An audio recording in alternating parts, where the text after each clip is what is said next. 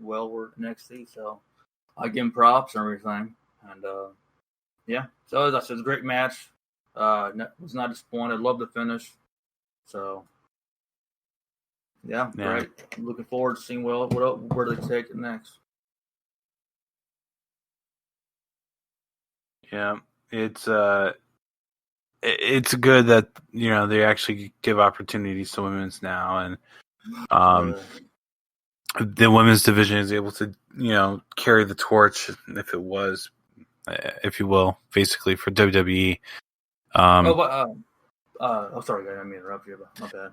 No, I was just gonna say that they're carrying it like that. Yeah, absolutely.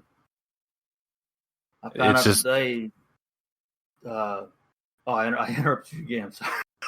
You're good. All I was gonna say is they're just basically on fire, and you want that for everything that WWE to be firing all cylinders, and it's just they seem to screw up more than anything else.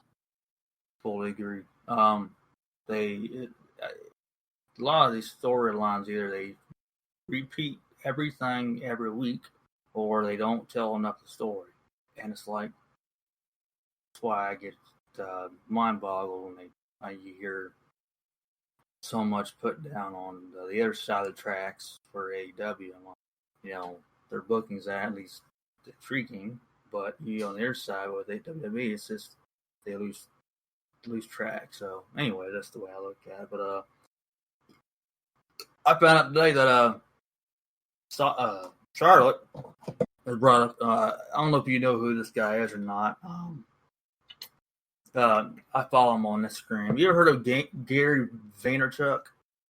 No.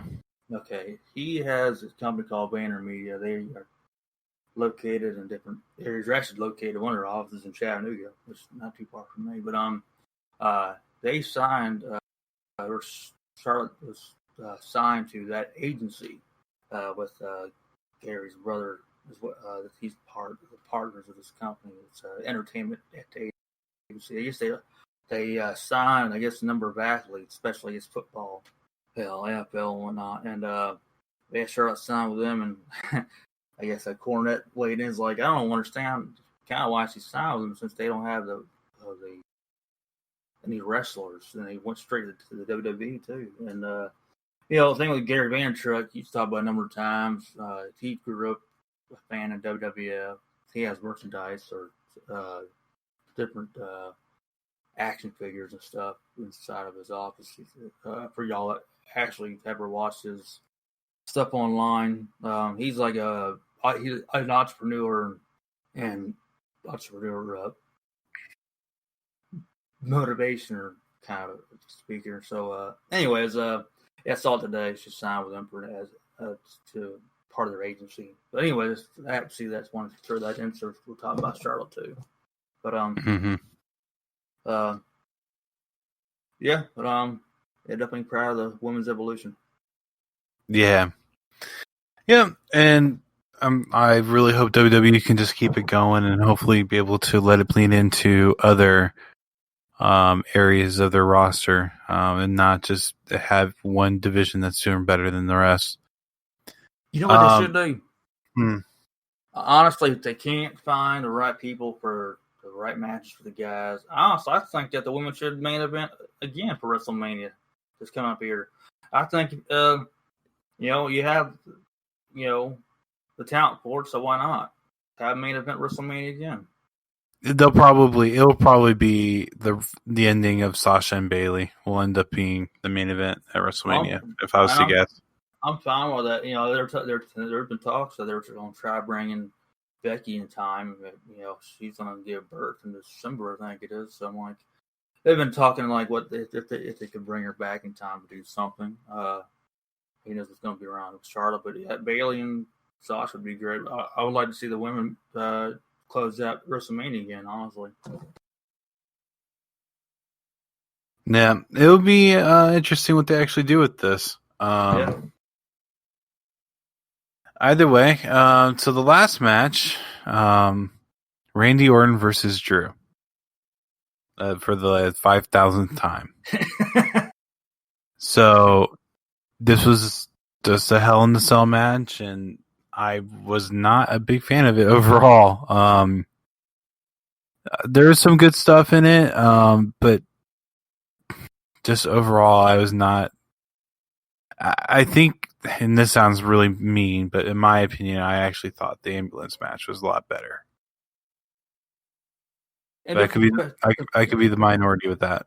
No, that's fine. It's different capacities. I think it's just like I said, different theme and obviously different storytelling. But there are plus sides and downsides of this match. The ending was, I guess I would say fair enough, but it wasn't what I would have gone with necessarily.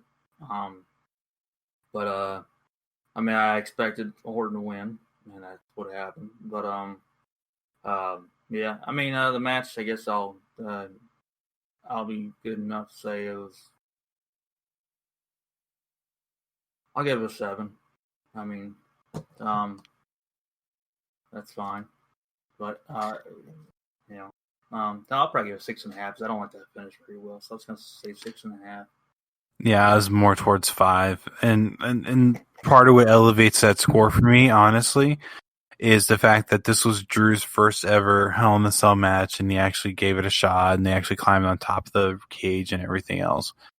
So that part of it elevated the score a little bit for me, but overall, I just did not really find this enjoyable. The top match that night was definitely going to be Sasha and Bayley. I would even say even Roman and Jay too, but I'm talking about like overall. Right. But you and I disagree kind of on how Roman and Jay was, but overall it's just, and then the title goes to Orton, which to me signals, oh good, it's going to be Orton versus Edge at WrestleMania. Yay.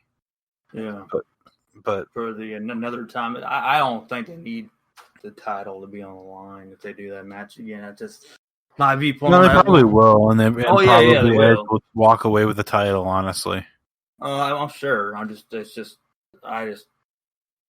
not really over. I enjoyed the match in the last year or this past year WrestleMania, but I just don't feel that it needs to be the headliner with the title on the line.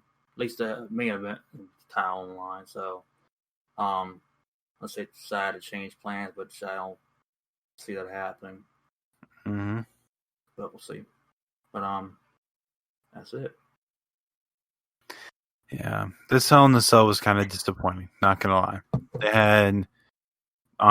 had 2 matches that were the highlights, and that's Sasha and Bayley and Reigns and Jay. Yeah. The rest of them, like,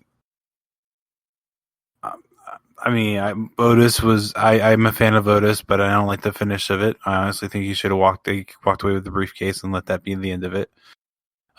This Lashley slapjack thing that they just threw in there randomly today didn't make sense why it was there, but whatever. Elias and Jeff Hardy, that was just seemed like a random throw together match. And at least R-Truth versus Drew Gulak was entertaining. Yeah. But it sounds bad because WWE really doesn't make money off the network for pay-per-views, but man, dude, they just feel like you're in an abusive relationship and you get slapped for being foolish for believing that they will put out a good card. It usually happens. Yeah, it's I think SummerSlam was pretty fair, but I don't remember a pay-per-view being like top to bottom or even half of it being wow. And do you think it has something to do with the fact that they don't really need to make money off of pay-per-views anymore? That they became complacent because of it? I think part of that, I will say so, because they make obviously the bigger money on their TV. Right. And it's just, I think part of there is between inexperience with the booking. I know, but I know Vince's experience. I'm not saying he's not. I'm just saying the writers. More or less, the bigger part of it is, I think, it is his laziness sometimes. That's how I feel. I'm not saying I'm right. To everybody listening out there, WWE fans, at least the true blue diehard ones. it's where fans are. So it's just more or less. It just feels like sometimes it's just thrown together, not thoroughly thought over, and just sometimes it's laziness. Yeah. Let's just throw something out there for them. Like it just feels that way, and they just need to, like we said the other night, they need to open up the playbook more. Mm-hmm. They need to figure out what it is that works and doesn't work, and WWE is always going to be around. They're always going to have a fan base because everyone relates wrestling to them. To kind of like everyone relates NFL to football together. Mm. But they're going to start really losing the hardcore fans if AEW keeps on the role that they're doing. They have they're haters too. Yeah, which is fine. I don't expect every company to be loved because WCW was hated back in the day, and yet they were dominating for a while there. Well, they were loved by a lot of fans. They had a huge fan base. I mean, there were haters, but you had your diehard WWF and you had your diehard WCW, and it's the same thing. It is. Which actually, did you see any of the finishes from Bound for Glory from Saturday? No, I didn't order the pay-per-view. I didn't order the pay-per-view either. I just read the news. So Eric Young dropped the title to Rich Swann. That was the only thing I seen, honestly, was that. What else happened? The North beat Motor City Machine Guns. Alex Shelley is hurt currently. He took a pile driver on the stage. Rhino won the Call Your Shot Battle Royal to be able to get Heath a job, but Heath got injured during the match. James Storm returned for that match, the Call Your Shot, which I really hope that's a thing where James Storm is just going to be back on Impact now. Mm-hmm.